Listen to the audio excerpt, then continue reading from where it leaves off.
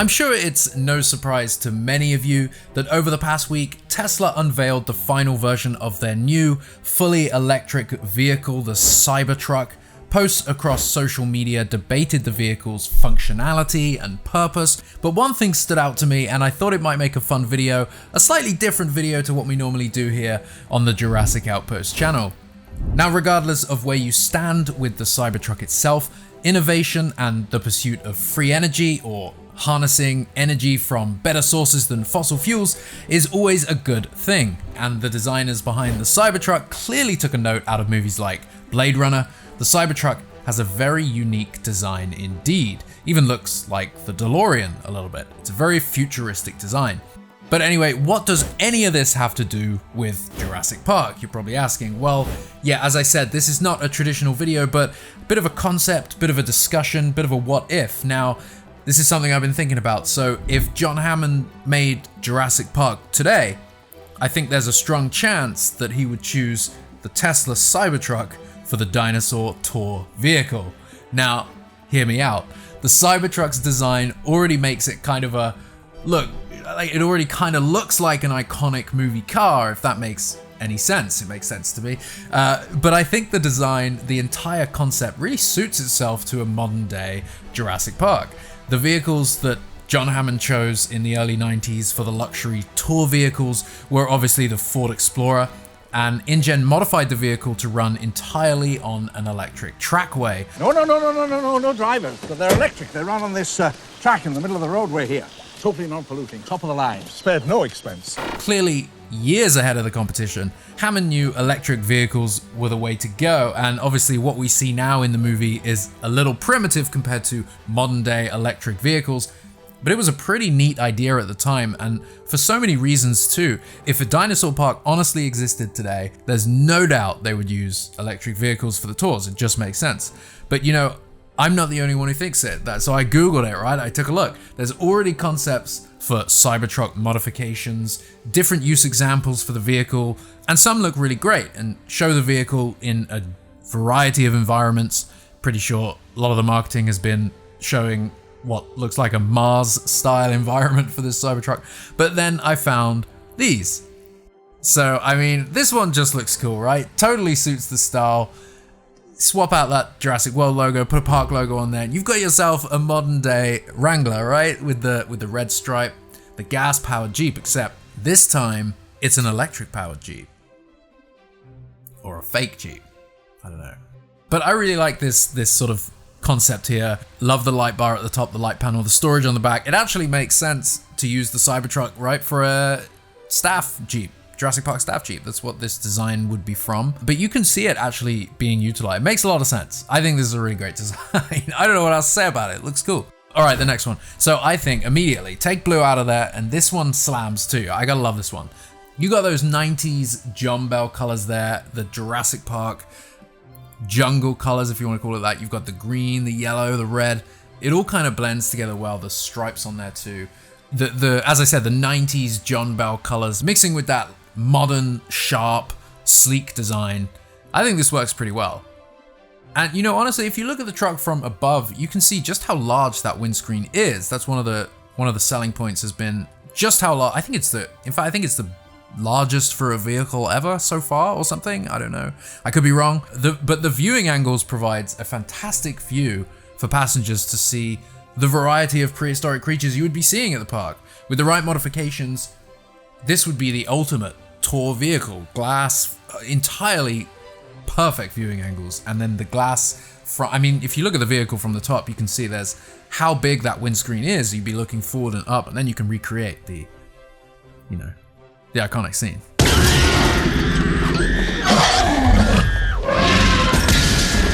All right, next one. This one, I mean, I love this one purely for that Lost World logo. Come on.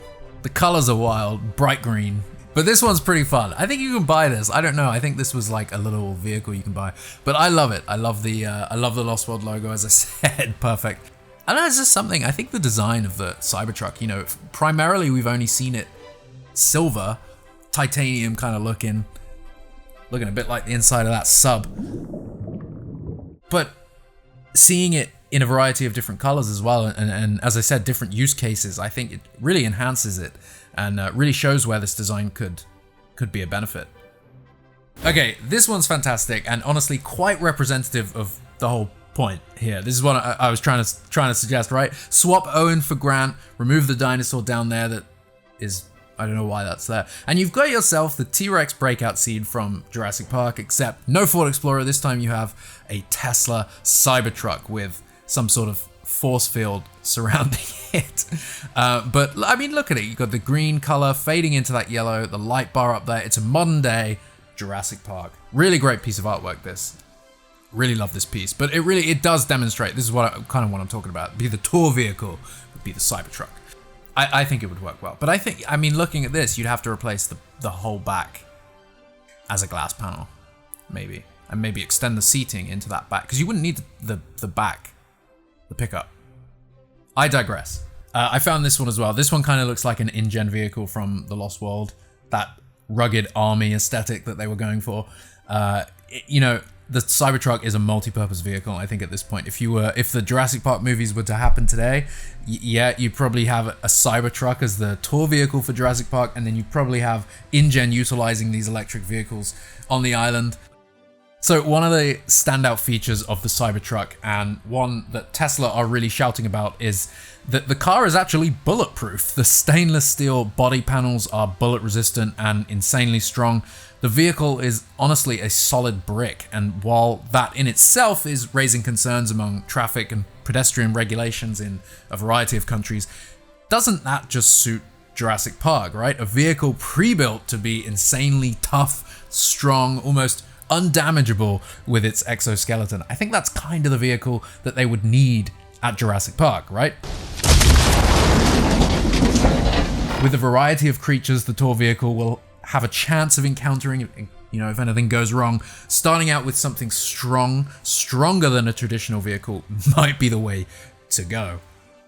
Minor damage is tough to, well, it's tough to even get on the Cybertruck, right? We've seen so many demonstrations of people throwing bricks and trying to hit the Cybertruck and cause damage and kicking it, which, you know, if you go outside and kick your car right now, you'll give it a good dent. But it doesn't happen to the Cybertruck, and I think starting with something that strong, you know, it makes sense. These vehicles are top of the line, and John Hammond would spare no expense there. They would last for a long time despite the elements of a tropical jungle island, so just another selling point to the Cybertruck being Jurassic Park's choice of vehicle.